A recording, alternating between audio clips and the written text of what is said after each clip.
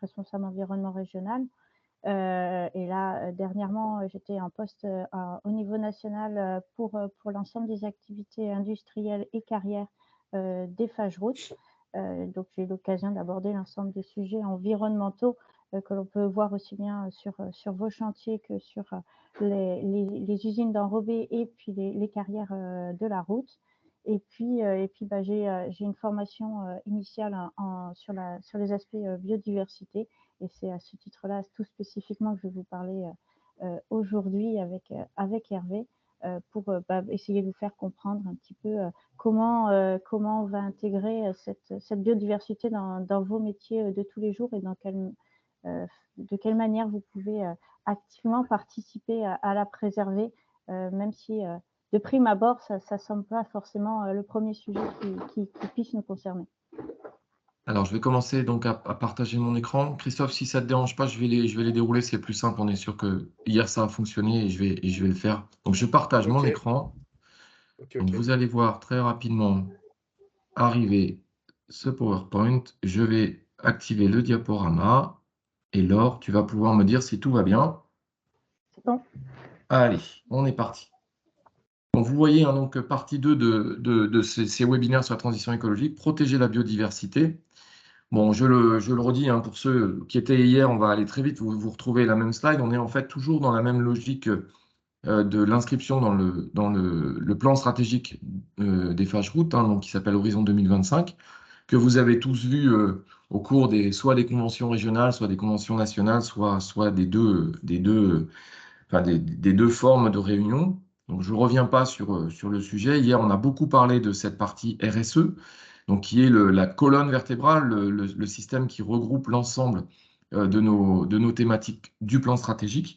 Et aujourd'hui, on va plutôt rentrer dans ce pilier, hein, le pilier qui est celui de la transition écologique, c'est-à-dire comment inscrire les FageRoute dans une adaptation de ses métiers, de ses pratiques, de sa manière de faire, de sa manière de construire par rapport au challenge et à l'opportunité de la transition écologique. Parce que vous allez voir qu'en fait, là encore, si on le prend sous l'angle positif, toutes ces actions de transition écologique sont des possibilités de développement qui sont très importantes. Donc, aujourd'hui, transition écologique égale 3 grands axes: bas carbone, impact carbone, protection de la biodiversité, meilleure protection de la biodiversité, c'est ce qui va nous occuper ce matin, et puis RSE, donc avec nos défis, réduire notre empreinte écologique, donc empreinte carbone, empreinte biodiversité et RSE sur toute la chaîne de valeur, devenir un acteur clé de l'économie circulaire, impliquer les collaborateurs dans la démarche, c'est ce qu'on fait ce matin avec vous. On est là pour vous en parler, pour que vous ayez ces thématiques-là en tête. Et puis donc développer des offres vertes et le marketing associé. On en avait parlé hier et on en parlera bien évidemment encore plus le 27 février dans la partie impact carbone. Laure, à toi. Alors, la biodiversité, qu'est-ce qu'on entend par biodiversité? Alors, la biodiversité, c'est l'ensemble des êtres vivants. On va aussi bien parler des animaux, donc dans l'ensemble de la faune, mais également de la flore et de leurs habitats, là où ils habitent, là où ils vont se développer et là où ils vont se nourrir. Donc, si on doit le résumer très rapidement, c'est l'ensemble de la vie et c'est ça qu'on va chercher à protéger, qu'on doit protéger pour évidemment en profiter, puisque nous faisons partie évidemment de cette biodiversité et nous en profitons pour vivre, pour nous nourrir et pour habiter évidemment. Donc aujourd'hui, donc là, on a un petit film qu'on va pas passer parce qu'il passe pas très bien quand on est nombreux en webinaire, mais je vous invite à aller le regarder. Ce film retraduit comme la même chose que les chiffres que j'ai mis ici, c'est l'urgence à agir. Toutes les données nous indiquent qu'on a une perte drastique de la biodiversité actuellement. Donc là, par exemple, par rapport aux vertébrés sauvages, 68% ont disparu entre 1970 et 2016. On a 78% des insectes, des effectifs d'insectes qui ont disparu en 30 ans. Ou si on regarde pour les populations d'oiseaux, c'est 55% qui ont disparu en 25 ans. Donc, toute cette perte de biodiversité est liée d'une part, et on verra après, au changement d'usage des sols, mais à d'autres facteurs et on va les développer dans la présentation. Et cette perte entraîne de fait une dégradation qui nous est préjudiciable. Donc aujourd'hui, vous voyez, et c'est là quand on parle de perte de biodiversité, on ne remonte pas à 100 ans ou à 200 ans, on remonte sur un pas de temps très très court. Et aujourd'hui, il nous faut inverser la tendance et faire en sorte que les espèces reviennent pour pouvoir nous en profiter évidemment. Alors, agir, oui, mais agir comment? Et de fait, qu'est-ce qu'on peut faire? Et pour ça, eh ben, ce que je vous propose, c'est déjà d'essayer de comprendre qu'est-ce qui fait qu'on observe une telle diminution de la biodiversité. Et quand on se penche sur la question, on se rend compte qu'il y a 5 facteurs principaux qui vont agir sur la biodiversité. Le premier, la surexploitation des ressources naturelles. Le deuxième, le changement climatique qu'on aborde énormément dans le webinaire sur le carbone. Le troisième impact, toute la pollution. Le quatrième, tout ce qui concerne les espèces exotiques envahissantes, donc les espèces qu'on va introduire et qui vont détruire la biodiversité présente dans nos milieux. Et puis le dernier, l'usage des terres. C'est la combinaison de ces 5 facteurs qui aujourd'hui entraîne la diminution drastique de la biodiversité. Hervé, est-ce que tu peux nous développer un petit peu le premier?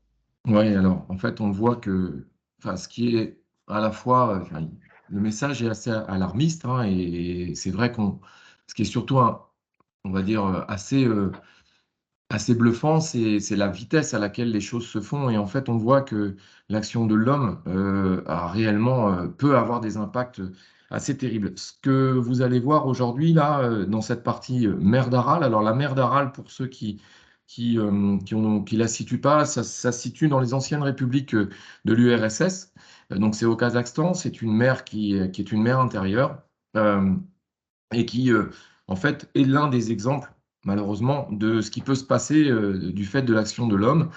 Et c'est aussi un exemple qu'on a voulu vous montrer parce que vous pourrez le retrouver ici dans la Climate School des Fages. On vous invite à aller voir ça hein, si vous voulez en pousser plus sur les messages et surtout sur la manière qu'on va pouvoir avoir d'essayer d'inverser un petit peu les choses. Vous allez voir que le message, on peut le prendre de manière très négative, mais on peut là aussi en tirer du positif, hein. C'est comme dans tout, il y a toujours deux scopes possibles. En fait, l'histoire de la mer d'Aral, elle est relativement, elle est à la fois simple et terrible. C'est que, en fait, sous l'époque de Staline, bah, ils avaient décidé développer de grands champs de coton en amont sur les fleuves amont de cette mer, hein, donc les fleuves qui alimentaient cette mer donc ont été très largement déployés, enfin détournés pour irriguer des champs de coton.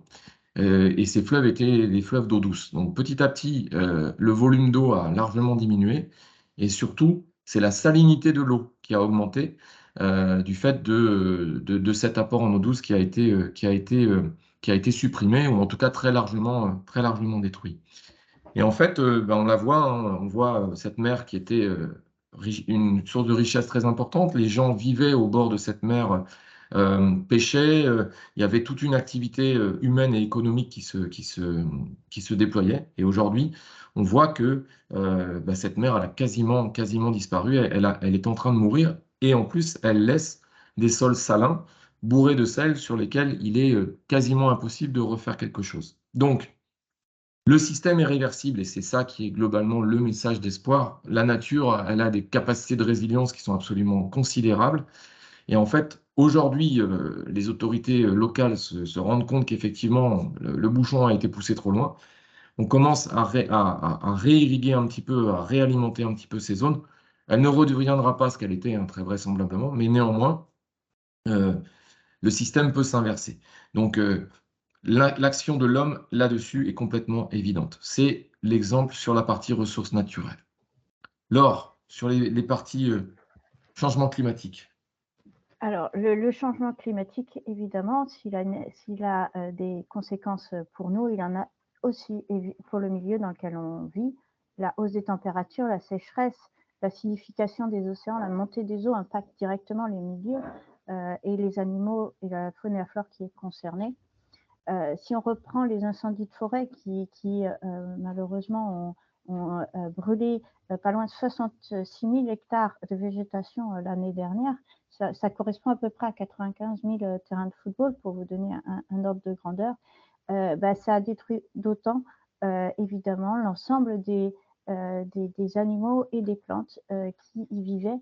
Donc ils souffrent autant que nous, voire plus, de ces impacts climatiques, puisque malheureusement les plantes n'ont pas la possibilité de se déplacer et d'aller trouver des milieux plus frais, comme ont les animaux par exemple, ou comme nous avons nous-mêmes.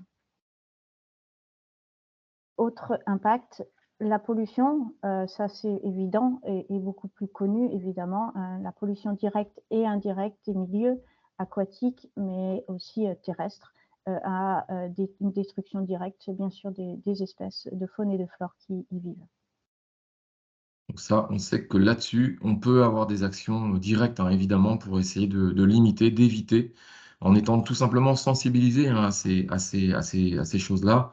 Je pense qu'aujourd'hui, on a beaucoup progressé, beaucoup intégré, des choses que auparavant on ne prenait pas en compte. Laure, sur la petite bestiole là qu'on voit apparaître, qu'est-ce que tu peux nous Alors, dire? les espèces exotiques envahissantes.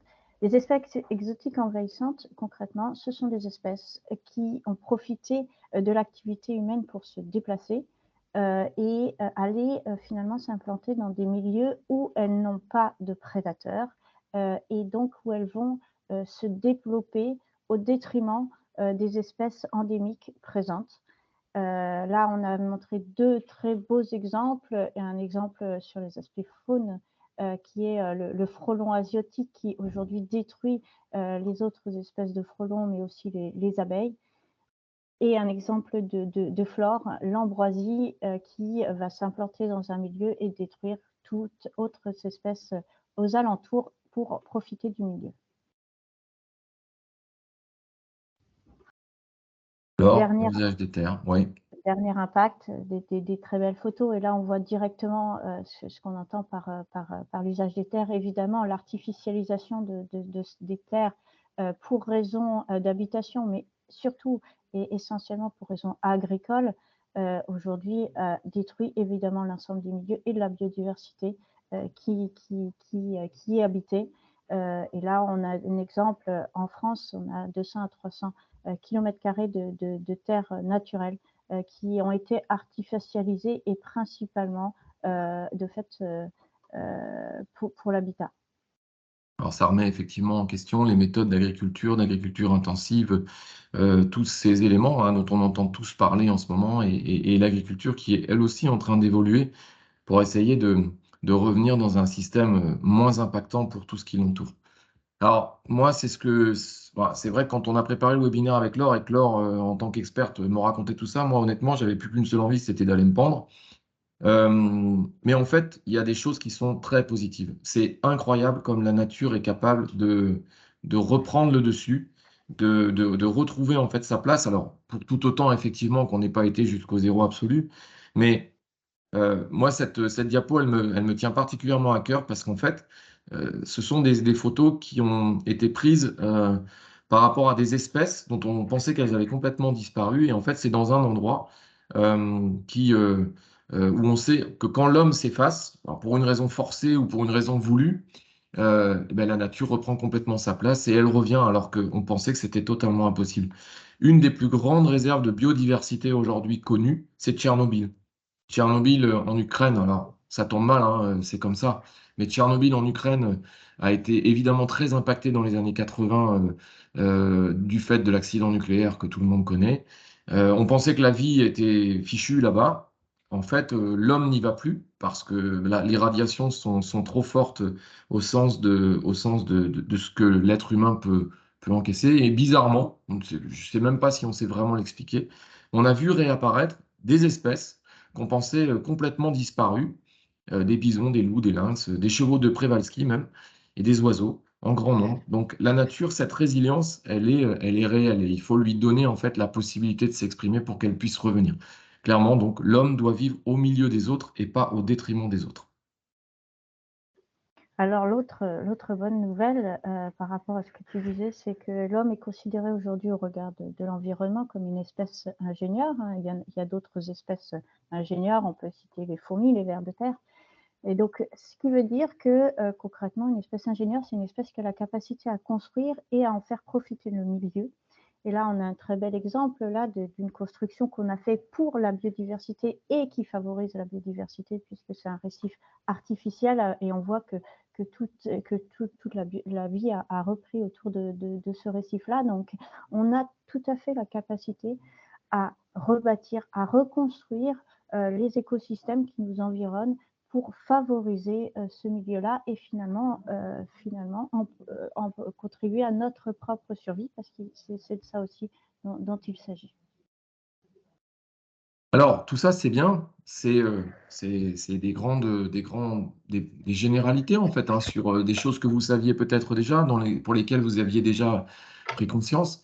C'est bien de connaître, je pense, ces 5 grands axes sur lesquels on peut travailler pour essayer de limiter nos impacts. Mais alors, selon vous, on va vous montrer un petit schéma que certains ont déjà vu, hein, d'ailleurs. Et puis, on va venir à votre rencontre et vous allez nous dire qui, selon vous, comment dire, doit être évité ou peut-être se fait plus ou se fait plus trop.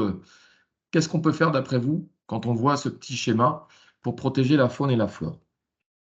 Alors, par exemple, je vais demander à Romain. Romain, tu es avec nous? Alors oui, je suis avec vous. Par contre, j'ai un souci, c'est que mon écran est bloqué depuis le départ et j'ai pas vu profiter des différentes diapositives. Bon, alors ça va être compliqué pour toi, c'est pas grave. On va passer à Jérôme alors. Jérôme Delanoë. Si Jérôme, tu es là, qu'est-ce qui te Hervé, pardon. paraît Pardon Hervé, c'est Alexandre. C'est pareil au niveau affichage. Là, par exemple, moi j'ai un écran noir, alors je ne sais pas ce qui est pour les autres. Et c'est pareil, j'ai vu que 2 slides depuis le Ah départ, bon? quoi. Il faut nous arrêter quand c'est comme ça. Est-ce que les autres ont les mêmes soucis de flux ou pas? Non, pour ma part, Oui. bonjour. Pour ma part, ça fonctionne bien. David D'accord. Fouchard, non, j'ai pas de problème. Bon, donc il doit y avoir des problèmes de flux locaux. Oui, pour ceux qui ont des problèmes de flux, la solution, malheureusement, c'est de se déconnecter, de se reconnecter. Non, on va vous attendre 2 minutes le temps justement de poser des questions à ceux qui ont, qui ont un écran.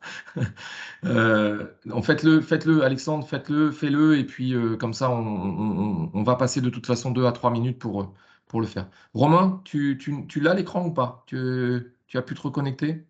Je C'est te bon, vois, ouais, moi. je vois des images, ouais. Bon. Alors, sur cette petite slide-là, d'abord, est-ce que tu vois des choses qui te paraissent bizarres? Et puis, deuxièmement, est-ce que tu penses que ces choses-là, on les fait encore? Alors, par contre, je vois l'écran webinaire biodiversité au milieu de la slide. Tu vois pas mon écran alors? Je vois ton écran, mais je vois pas. Tu vois pas la petite diapo? Non, mais en fait, je vois ton écran Teams par-dessus, en fait. C'est normal, ça c'est parce que je passe mon écran. Normalement, il est dans le bas. Et là, normalement, tu dois avoir une slide. Bon, ouais, c'est pas grave, Romain. Je vais passer donc. Si David, tu as bien l'écran, toi? Moi, j'ai un écran, oui, je vois ne pas détruire. Oui, c'est ça, ne pas détruire la biodiversité sur vos chantiers, c'est ça? C'est ça, c'est ça. L'idée, c'est Exactement. pour vous de nous dire si vous voyez un certain nombre de choses qui vous paraissent bizarres sur ce petit dessin. Et, et puis La nous charte dire des si. pages sur les camions n'est pas respectée. Oui, alors Non, ça, je déconne. d'accord, je te remercie. C'est pas pour ça qu'on est là. Bon, allez, tu veux qu'on te dise ce qu'ils trouvent bizarre? Eh ben, écoute, Et puis surtout, si tu penses que ça se fait encore sur nos chantiers ou pas. euh, je vais pas te dire que. Je vais dire non, non, ça ne se fait pas, mais tu sais très bien qu'on n'est jamais à l'abri. Non, le feu, non. Le feu, les incendies, les différents points de feu, non, ça ne se fait pas. D'accord. Qu'est-ce qu'on a? Le matériel qui recule contre les arbres, non plus. En fait, on arrive à délimiter parfaitement les emprises du chantier. Ça se fait pas. En revanche, D'accord. tu vois, le transport de la pelle à pneus en haut à droite avec. Alors, j'arrive pas à voir exactement. Ça, C'est quoi? c'est une élingue. C'est une C'est une élingue. élingue Ça, à avec mon un. avis, ça. Voilà. Ouais. Des stockages mal rangés qu'on peut voir à droite à gauche, ça c'est clair qu'on combat ça et on a encore des problèmes par rapport à ça. Ouais. Tu vois, la zone humide à gauche où on a des Voilà. stockages, des ordures, des déchets, là aussi on a un vrai combat sur le sujet et on a eu un sujet à Olonne-sur-Mer où on a rectifié le tir hein, avant qu'il y ait quoi que ce soit, mais ça c'est un vrai sujet. Ça là, ici, là, les déchets qu'on laisse ou qu'on enterre ou qu'on Non, on nage l'enterre pas. éventuellement. On les trie. On a développé le tri sur chantier avec cette sorte de sac d'un mètre cube là, avec les structures acier. On le fait. Ouais. En revanche, très souvent, nous, on est confrontés à des clients qui nous demandent des choses qui sont absolument aberrantes.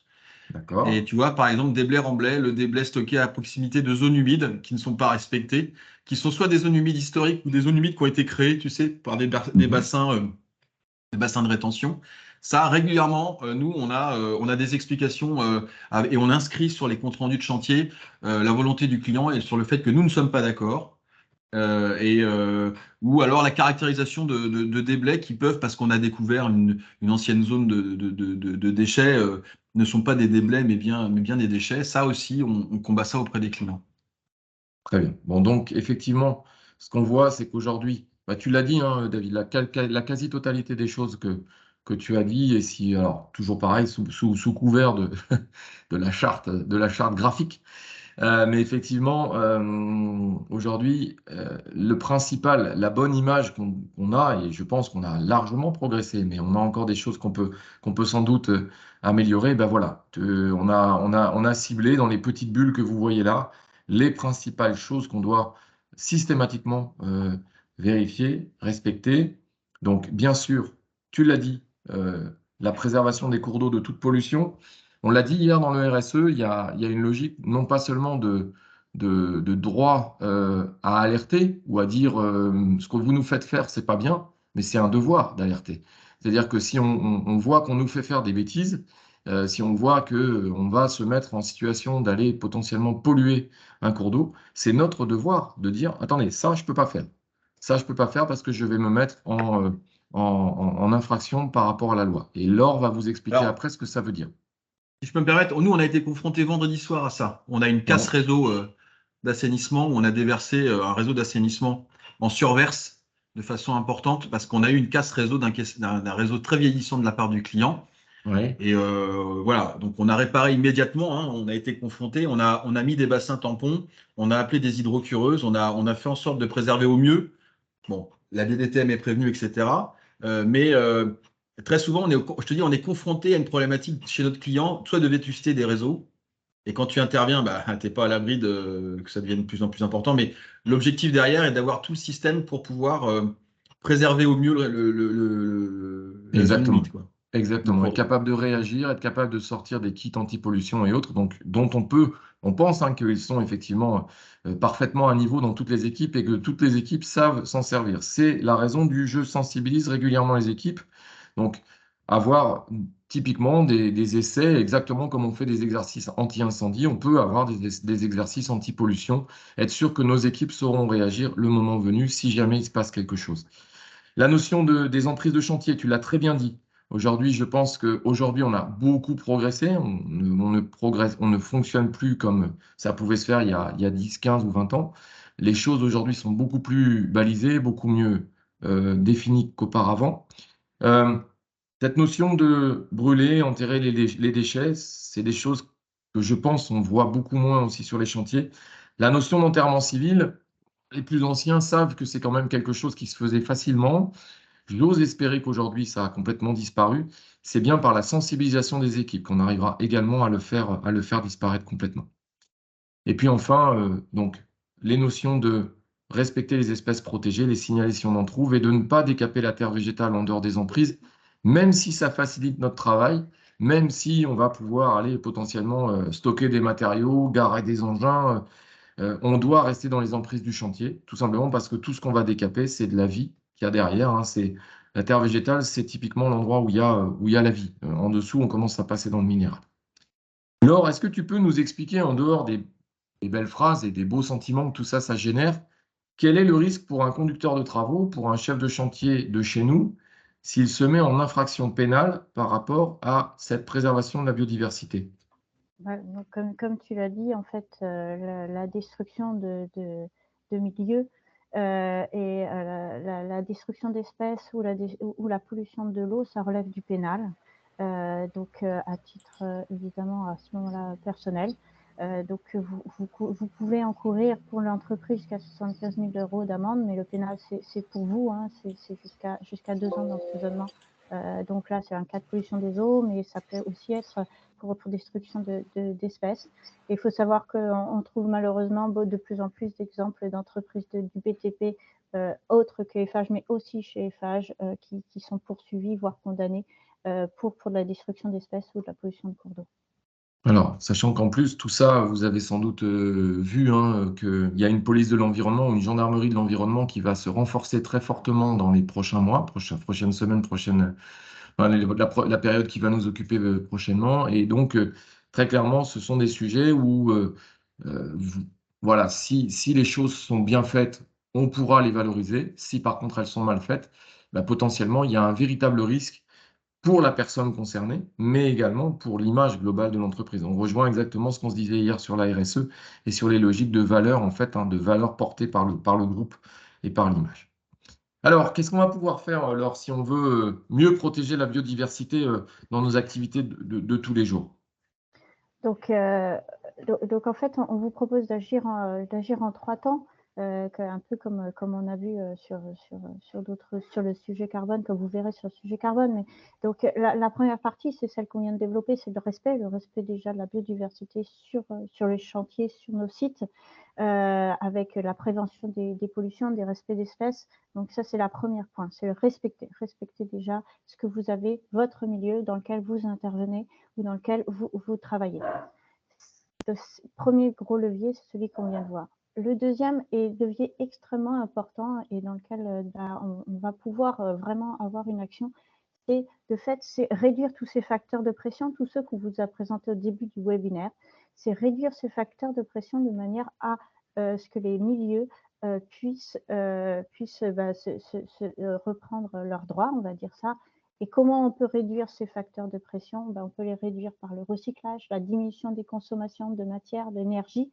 On verra après tout ce qu'on peut faire. Mais réduire les facteurs de pression, on a énormément d'axes sur lesquels on peut agir. Et puis le dernier sujet sur lequel on peut agir, c'est favoriser le milieu et reconstruire la nature afin d'effacer la trace de l'homme.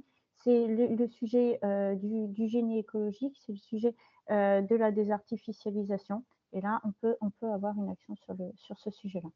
Alors, c'est ça qui est bien, c'est que quand on regarde ces 3 items, ces 3 leviers, on part d'une position défensive où on voit qu'effectivement, comme on dit, hein, on a fait du mal. Il y a eu, il y a eu beaucoup de choses qui ont, par inconscience, par simplement ne pas s'en être soucié, on a dégradé un certain nombre de choses. Mais on peut retourner le message et on peut devenir des acteurs de nouvelles solutions qui vont permettre effectivement d'amener des changements dans les pratiques, dans la façon de faire.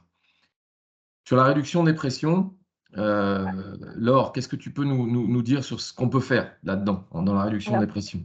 aujourd'hui, pour moi, c'est là où on a le plus gros levier d'action possible, et c'est là aussi où, en tant qu'ingénieur, en tant que constructeur, que bâtisseur, on peut trouver énormément de solutions chez nous en interne, et bien sûr des solutions à proposer à nos clients sur tous les axes de désimperméabilisation, de dépollution des sols, de revégétalisation des villes, d'aménagement durable, on va dire, lutte contre les îlots de chaleur, verdissement de nos aménagements. Alors c'est dans les villes, mais c'est aussi en dehors des villes. On a aussi des axes à jouer sur des rétablissements de continuité écologique, rétablissement de cours d'eau, mais pas forcément des grands cours d'eau. On peut aussi parler de petites continuités d'eau et bien sûr, un axe, c'est aussi tout ce qui va être la lutte contre la dissémination d'espèces invasives, ne pas transporter des espèces d'un chantier à l'autre lorsqu'on transporte des terres. Alors tous ces axes-là, c'est évidemment à mettre en place chez nous, mais aussi à proposer à nos clients. Et donc là, on avait un exemple d'une très belle opération privée qu'on a réalisée dans la grande distribution et sur lequel on a proposé de réutiliser l'ensemble de la végétation qui allait être déracinée pour les réalisations du chantier, pour refaire des aménagements. Alors les arbres, on les a réutilisés, replantés, mais il y avait aussi d'autres espèces végétales qu'on a réutilisées pour des aménagements paysagers de manière à ce que tout soit réutilisé dans le chantier et à ce qu'on préserve au mieux la biodiversité. Et Alors, ça nous a permis... Oui, vas-y. c'est intéressant, Laure, ce que tu dis, parce que quand j'ai poussé la petite barre noire qui empêchait de voir le logo, en fait, le logo de cette grande distribution, c'est Auchan. Ça paraît curieux, hein, effectivement, de se dire que ces acteurs de la grande distribution qu'on voit comme des financiers, hein, principalement, pour lesquels l'aspect économique est évidemment très prégnant et on le sait tous. Aujourd'hui, très clairement, dans ce qu'on peut leur proposer au niveau des offres, on ne va pas dire bien sûr qu'ils vont payer beaucoup plus cher si on réalise des chantiers avec eux par rapport à la concurrence, mais néanmoins, ils apprécient le fait qu'on soit proactif dans la capacité à proposer des solutions qui leur permettent à eux de se mettre en valeur, là aussi, parce que tout le monde est engagé dans cette espèce de modification d'une meilleure prise en compte de l'environnement qui nous entoure. Donc, cette opération, elle a eu lieu, c'est les gens d'Eiffage Route Nord-Est qui l'ont réalisée. Ils ont réellement fait des propositions variantes, différentes, différenciantes de méthodes qui permettaient de mieux préserver le terrain sur lequel l'entreprise allait s'installer. Ça a permis à Auchan de faire de la communication. Nous, ça a permis de prendre le chantier, je dirais, au nez et à la barbe de nos petits amis et néanmoins concurrents. Je voulais juste aussi vous dire que, là encore, sans forcément qu'on le sache, on a fait un petit peu comme des Monsieur Jourdain, de la prose sans le savoir, mais ça fait longtemps qu'on nous parle de la désimperméabilisation, du zéro artificialisation nette. Bah, aujourd'hui, dans les systèmes innovants tels qu'on a pu les imaginer depuis quelques années, il y a un des systèmes qui a pris en compte, hein, c'est EcoASIS, qui est exactement dans cette logique de désartificialisation, de récupération de la ressource, d'une ressource dont on sait maintenant qu'elle va rapidement devenir très embêtante si on ne la gère pas mieux, c'est l'eau. L'eau, on l'a vécu l'année dernière, on a vécu une sécheresse, je pense qu'on n'avait pas vu depuis un certain temps. On sait que les canicules sont de plus en plus fréquentes, que les sécheresses vont devenir de plus en plus fréquentes. La gestion, la récupération, la gestion et la bonne réutilisation de l'eau vont devenir très importants. On a les solutions pour ça. Il ne faut pas hésiter à le faire valoir auprès des clients. Là encore, c'est la proactivité, la capacité à proposer des choses différenciantes qui permettra non seulement de réaliser des opérations, mais en plus de progresser sur tous ces sujets qui sont les sujets de demain. Pour rien vous cacher, et je pense que c'est la slide d'après, on a parmi nous Oui. Pascal ce matin. Juste, je voulais rebondir, Hervé, si ça Vas-y, ne dérange pas, sur la salle précédente.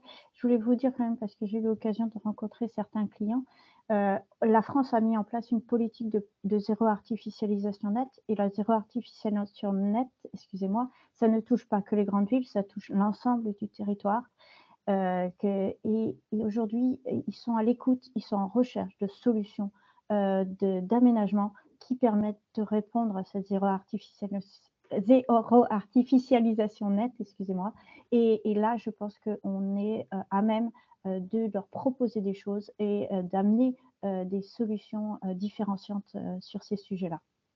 Vous voyez, on le voit, hein, nous on voit au niveau des compteurs, hein, le BioClair est un des produits qui se développe aujourd'hui le plus rapidement, le plus facilement dans la gamme végétale, tout simplement parce qu'il répond à cette logique alors on va appeler de ZAN, c'est plus facile à dire que zéro artificialisation nette, mais les notions de ZAN, vous allez en entendre parler tout le temps, parce que c'est clairement aujourd'hui un des gros challenges qui attend nos maîtres d'ouvrage et nos maîtres d'œuvre.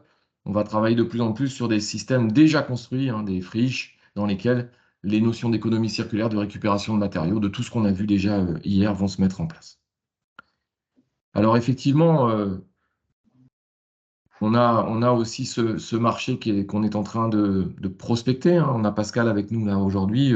Pascal Aubel est un des grands experts du génie écologique chez nous. C'est lui qui en a fait le plus, avec également des équipes de Centre-Est qui sont très qualifiées dans le sujet. On est en train de voir ce que ça peut représenter, mais plus largement même que le génie écologique. On sait que nos activités vont devoir prendre en compte une question de renaturation. Revégétaliser les villes, c'est devenu une évidence. Remettre entre guillemets, de la verdure, moi j'appelle ça du mange carbone, puisque les arbres ont la propriété de manger du CO2 pour produire de l'oxygène, c'est devenu une évidence. Et tout ça, ça veut dire effectivement qu'on va, alors Pascal le dit mieux que moi, mais il pourra le dire s'il souhaite prendre la parole. En fait, il rend à la nature, on redonne à la nature euh, ce qu'elle aurait été si à un moment on n'était pas venu perturber, impacter le système. Ces deux photos, on les a choisies dans des slides que Pascal a fait lui de son côté. En fait, on a ici un aménagement hydraulique qui vaut ce qu'il vaut. Je ne sais même pas vraiment à quoi il servait, mais c'est une espèce de barrage qui avait été fait sur un cours d'eau. Bon, bah, finalement, ça a servi à ce que ça a servi. Je ne saurais pas dire quels étaient les avantages. Ça s'est surtout transformé en marnière, en bourbière, en vasière ici, dans laquelle, hormis quelques poissons de fond, il ne devait pas y avoir grand-chose. Et puis, ben, les activités des équipes des phages ont permis de rétablir tout ça, de détruire ce petit barrage qui servait peut-être dans un temps ancien, mais plus beaucoup à grand-chose en ce moment. Et aujourd'hui, on voit donc cette continuité et cette vie qui est revenue dans le cours d'eau lui-même, mais également à ses abords, puisque la végétation, toute la nature reprend ses droits dès qu'on revient sur ces logiques-là. Le génie écologique est un marché d'avenir, mais plus largement, la renaturation de nos activités va être un axe très fort de notre plan stratégique. Allez Laure, je te laisse terminer sur quelques beaux exemples qu'on a piqués dans les régions. Alors, dans les régions et également dans les autres activités, quand on prend en compte la biodiversité sur nos chantiers, après, on a tout lieu d'en être fier et de communiquer sur le sujet. Alors, évidemment, il y a des très beaux exemples de ce qu'on a pu faire sur la LGV BPL avec ici un viaduc qui a été revu et repensé pour préserver l'intégralité du milieu qui passe en dessous, hein, et l'habitat qui passe en dessous. Et puis, quelques exemples aussi, très beaux exemples de l'intégration de cette biodiversité dans le cadre de notre activité de carrière. Alors, la Carapa qui a croisé un beau spécimen d'anaconda sur les carrières. Il y a quelques années, on l'aurait capturé et voire tué. Aujourd'hui, il ne fait que passer et il est déjà reparti. Et l'autre très très bel exemple et que j'aime beaucoup parce que qui prouve qu'on peut très bien avoir une activité et tout en préservant l'espèce qui vit aux alentours et en l'occurrence une espèce protégée qui est l'hirondelle des rivages. C'est cette photo donc, qui est prise sur un stock de sable sur la carrière de Boitron en Île-de-France et où l'espèce revient aujourd'hui tous les ans nichée sur ce tas de sable. Et donc, ce tas, nous l'exploitons pour la partie où l'hirondelle niche, nous l'exploitons en période hivernale. Et l'espèce reviendra l'été suivant. Et ces exemples-là sont de plus en plus courants sur nos sites de carrière, mais aussi sur nos industries où nous stockons parfois du sable. Alors en fait, juste deux petits éléments. La carrière de Boitron, en tant que bon Normand, elle est dans l'Orne, hein, elle est en Normandie, elle est bien rattachée à la région Île-de-France, mais elle est normande. Et par contre, ce qui est très juste dans ce que tu viens de dire, c'est qu'en fait, ce n'est qu'une modification de comportement. Le sable qui est là, même si les oiseaux viennent nicher dedans, il n'est pas perdu. En fait, on laisse juste à l'espèce le temps nécessaire à sa nidification et on viendra taper dedans une fois que les petits oisillons seront partis, auront quitté le nid, comme on dit. Ce n'est qu'une modification des pratiques. Évidemment, certains me diront ça irait plus vite de tout mettre par terre et puis de prendre ce sable. Bon, au final, ce n'est qu'un décalage dans le temps et rien n'empêche effectivement d'exploiter le stock de sable sur le côté où l'hirondelle n'a pas niché. Voilà. Donc aujourd'hui, on a essayé de vous sensibiliser à tout ça. Il faut savoir que la biodiversité, c'est devenu évidemment un enjeu pour FH Route, mais plus largement, c'est un enjeu pour l'ensemble du groupe. Aujourd'hui, il y a des plans d'action sur la biodiversité qui ont été lancés au niveau de la direction du développement durable. Ils sont directement sous contrôle ou sous vigilance de Benoît de Ruffray. On est tous, dans toutes les branches, on a engagé des plans d'action pour améliorer nos comportements par rapport à cette thématique du respect de la vie, en fait, hein, tout simplement. Donc, ça passe par des phases de sensibilisation. C'est ce qu'on a fait avec vous ce matin. Vous pouvez aller chercher de l'information à plein d'endroits, hein. Il y a plein d'endroits dans le groupe qui vous permettent de vous renseigner sur ces sujets-là. c'est vrai, quand on prépare ces sujets-là, ils sont nouveaux. Moi, j'avoue que j'ai appris énormément de choses en le faisant. Parfois, j'ai eu le moral à zéro. Et puis, je me suis dit non, il faut surtout pas se laisser aller. Au contraire, on est acteur. On est acteur et on peut faire des choses pour améliorer les choses. C'est beaucoup du comportemental, encore une fois. C'est de la prise de conscience et puis ensuite, c'est de la modification d'un certain nombre de pratiques ou de choses qu'on faisait sans forcément s'en rendre compte et sur lesquelles, connaissant le problème, on peut commencer à changer, à agir et à aller dans le bon sens. Et de toute façon, il est évident que plus on ira dans le bon sens, la demande du marché, de toute façon, va aller vers ça demain et on sera préparé pour l'avenir. Voilà. Donc, la Climate School, allez la voir. Pour ceux qui n'y ont pas encore été, c'est vraiment très, très bien fait. La DDDIT et ses SharePoint, vous avez plein d'éléments. Et puis, on vous a mis le petit logo de la LPO. Il faut savoir que la LPO, pour ceux qui étaient au webinaire RSE hier, c'est une des parties prenantes des phages. C'est une association qui suit en fait nos actions et qui vient juger si le groupe fait plutôt du bien ou fait plutôt du pas bien dans le domaine de la préservation, en l'occurrence là des habitats des oiseaux. Je l'ai vu, hein, j'étais moi à une réunion à Vélizy il y a un an et le représentant de la LPO était là. Je peux vous assurer qu'il ne mâchait pas ses mots, hein. C'est vraiment des gens qui sont engagés. Quand ça lui va pas, il le dit. Quand ça lui va, il le dit. Mais quand ça lui va pas, il est vraiment capable de monter au créneau. Et il y a eu un échange assez vif, hein, d'ailleurs, avec Benoît Druffret sur des choses sur lesquelles il ne retrouvait pas ce qu'il souhaitait. Donc voilà, c'est vraiment des parties prenantes réelles et affirmées du système. Voilà. Ce qu'on veut vous dire, c'est exactement comme hier hein, sur la partie RSE. C'est chacun dans son comportement individuel.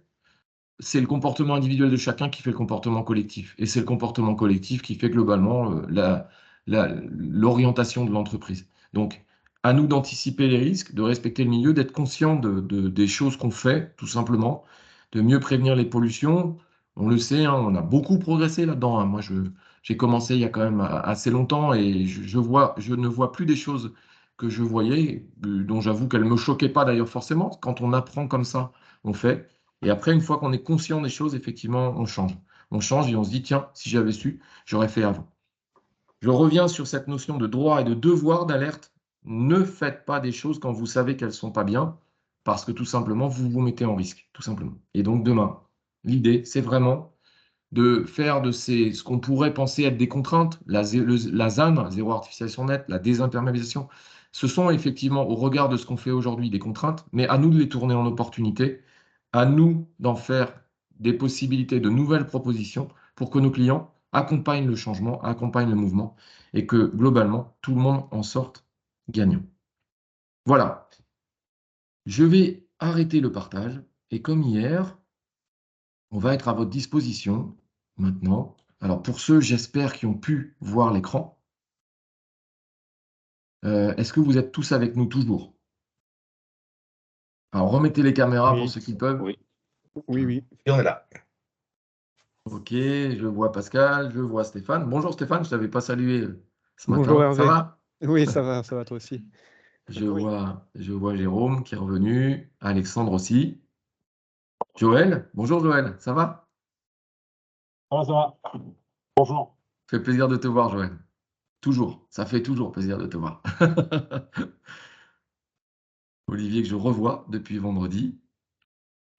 Voilà. Bon, voilà, on prend un petit temps d'échange, hein, on se donne 1 heure en général, nous, sur le webinaire. Donc, on a été un petit peu plus long que prévu sur la partie exposée, mais je pense que si vous êtes toujours là, c'est que on a réussi à vous garder avec nous. C'est un des premiers éléments importants. Est-ce que vous avez des réactions particulières, des questions aussi? Des questions expertes, elles seront tournées vers l'or. Des questions plus sur la stratégie de l'entreprise, ce qu'on va essayer d'emmener maintenant avec beaucoup d'énergie, parce que ça va demander beaucoup d'énergie, on en est conscient. Mais c'est aussi parce que le collectif sera sensibilisé à tout ça qu'on sera plus fort. Donc, est-ce que ça vous inspire des réflexions, Tiens, je vois mon ami Vincent qui arrive chez Didier. Salut Hervé. Vincent. Ça va? D'ailleurs, j'ai une petite question. Est-ce qu'on pourrait avoir les supports Alors, les supports, j'allais vous dire 3 choses. La première, tout ça est sur un SharePoint et il est ouvert. Ouais. Vous pouvez aller récupérer tout ça. C'est open. Nous, on fait ça pour la collectivité. On n'est pas là on est là pour que le message passe. Donc, D'accord. on va vous envoyer le lien. Christophe, qui est avec nous, vous enverra le lien. Les 3 webinaires sont au même endroit sur le SharePoint de ce qu'on appelle la direction. Alors, elle va s'appeler DDIT. dès demain. Alors, chez nous, elle s'appellera RSE, puisque D'accord. le développement durable est devenu RSE. Donc, la direction Ok. RSE dont je m'occupe maintenant, avec Laure, avec Eric Blanc. Tout ça, vous verrez, c'est dans un chapitre RSE. Et Christophe va pouvoir vous envoyer le lien. Vous pouvez tout récupérer, vous pouvez l'utiliser, le diffuser. Même éventuellement, si vous pensez que ça peut vous servir par rapport à des clients, allez-y, c'est open. C'est Oui, clairement, open, moi, il y a- je pourrais l'intégrer enfin, intégrer certains slides dans les mémoires techniques et puis en Exactement. afficher aussi au bureau pour sensibiliser tout le monde. C'est pour le bien de l'entreprise. Nous, on ne facture rien. Vous avez vu, le webinaire, il est gratuit. C'est pas bien, j'avais rien sur moi. Tout ça, c'est du open. On fonctionne sur le mode de, on est là pour vous sensibiliser, vous informer et commencer à tourner éventuellement pour ceux qui en ont besoin. Parce que déjà hier, moi, ce qui m'a vraiment fait plaisir, c'est que j'ai vu que vous n'appreniez finalement pas grand-chose. Maintenant, ces messages-là, ils passent et on est tous à peu près conscients que le monde est en train de tourner. Alors, attention, hein, je suis toujours très relatif. En Europe, je pense on commence à prendre conscience de ça, malgré un certain nombre de grosses perturbations qu'on a vu arriver par l'Est l'année dernière, malheureusement. Mais attention, hein, quand vous parlez de la Chine, quand vous parlez des pays émergents, le Brésil, tout ce qu'on a dit là, malheureusement, il y a du taf, hein. Parce que en Chine, ça brûle massivement encore du charbon, parce que ça déforeste énormément, toujours en Amazonie, au Brésil. Même si on aimerait que tout ça soit un peu mieux pris en compte, il y a beaucoup de travail. Donc, le webinaire, vous l'aurez. Vous pouvez prendre les slides qui vous vont. Vous pouvez en parler à vos équipes. Vous pouvez relayer le message. Nous, en fait, plus on a de gens qui portent le message et plus on va le faire passer. Et c'est notre mission aujourd'hui. C'est que les gens aient conscience de ce qui va nous percuter, ce qu'on va nous devoir anticiper pour être plus fort. Parce qu'en fait, quand le changement arrive, il y a 2 solutions. Soit on se met face frontalement et souvent on est balayé. Soit on accompagne le changement. Et c'est ce qu'on va chercher à faire. On va accompagner le changement par nos produits, nos procédés, nos industries, nos engins, nos méthodes, nos façons de voir, nos façons de penser. C'est aussi simple que ça. Et c'est ce qu'on est en train d'essayer de faire avec vous. Voilà. Le deuxième sujet, allez voir la Climate School. C'est sur l'université FH. Vous tapez Climate School pour ceux qui n'ont pas été voir. Franchement, c'est super bien fait. Moi, je vous le dis parce que je l'ai fait. Je l'ai fait avec mes enfants aussi. Euh, c'est un, c'est un, c'est un, c'est un, c'est un contenu, hein, il n'est pas spécialement labellisé FH. C'est un contenu qu'FH a acheté et récupéré pour sensibiliser ses équipes à toutes ces thématiques. Allez-y, c'est super bien fait, c'est pédagogique et, euh, et vous allez apprendre plein de choses. Franchement, vous allez apprendre plein de choses. Et puis, pour le reste, la troisième chose, c'est que nous, on est toujours là, on est à votre disposition quand vous avez besoin, quand vous voulez. On est là pour vous aider vis-à-vis de clients, vis-à-vis de l'interne, vis-à-vis de parties prenantes, comme on l'a vu hier. Nous, c'est notre job, hein. On est là pour faire passer ce message et montrer que, on essaye, même si on pourra toujours venir nous taper sur une image qui a été prise le long d'un ruisseau. On a monté un déblai qui n'était pas très beau à voir. On pourra toujours trouver la chose qui n'était pas sympa.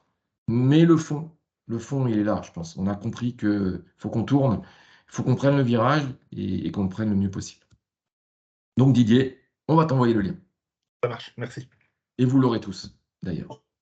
Y a-t-il d'autres questions? Je vois Eric. Bonjour Eric, ça va? Y a-t-il d'autres questions? Sachant qu'on vient de voir le petit bandeau, il reste 5 minutes à votre réunion. Donc pour ceux qui veulent éventuellement échanger, aucun problème. Christophe se chargera puisque, pour ceux qui sont arrivés un peu après, finalement tout ça va être classé sous l'angle formation et pas information. Moi je pensais que c'était de l'information, mais la RH reprend le sujet sous l'angle de la formation. Donc depuis hier, vous avez suivi 2 heures de formation, sachez-le. Ça sera pris aussi dans les entretiens, vous pourrez en parler. Et donc, au titre de la formation, vous aurez, comme toujours, un petit questionnaire pour savoir ce que vous en avez pensé, si le message qui a été délivré vous a paru de qualité, et puis si ça va vous servir aussi. Voilà, donc n'hésitez pas, faites-le parce que bah, ça devient en fait une procédure interne. C'est plus seulement de l'informel, comme je pensais que ça serait encore hier. C'est tout bon? Oui. Plus de questions. On va faire comme à l'Edrim. Qui s'oppose? Personne. Qui s'abstient?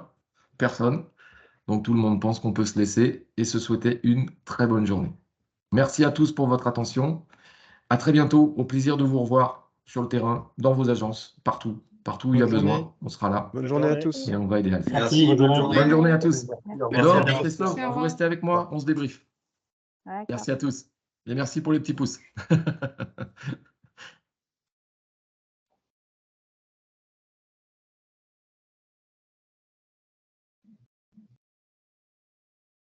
Eric, t'es encore là? Mets ton micro, Eric. Je m'en vais. Salut. Ça va sinon? Impeccable. Bon, ton biofal, t'y tiens? Comment? Ton biofal, t'y va bien? Ouais, pour l'instant, ça va. Bon, jusqu'ici, tout va bien. Tout va bien. Salut salut. Eric, à bientôt. À bientôt, avec plaisir. Bon, Christophe, t'as coupé l'enregistrement là. Pas encore. Et Christophe, il est plus avec nous. Si, il est là. Si, je suis là.